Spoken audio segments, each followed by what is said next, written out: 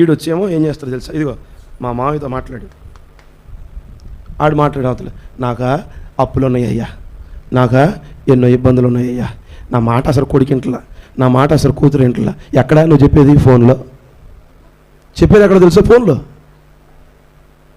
అరే ఫోటో కూడా వాడి ఇల్లు ఉంది కదా, ఆ ఇంటికి ఉన్న విలువ తెలియదు నీకు. దేవుని సన్నిధి అంటే విలువ తెలియదు, దేవుని మందిరం అంటే విలువ తెలియదు. గత దినాలుగా ఆయన నిన్ను పోషించాడే, గత దినాలుగా ఎన్ని మరణాపాయ స్థితులను ఆయన తప్పించాడే, విలువ తెలియదు నీకు. విలువ తెలియదు. కష్టాలు పోవాలి, రోగాలు పోవాలి, అప్పులు పోవాలి, అన్నీ పోవాలి. ఎలా అయితే దేవుని మందిరానికి ఒక విలువ ఉంది, దేవుని మందిరానికి ఒక అధికారం ఉంది. పూటకోళ్ళవాని ఇల్లు అంటే దేవుని మందిరం, పూటకోళ్ళవాడు అంటే దేవుని సేవ.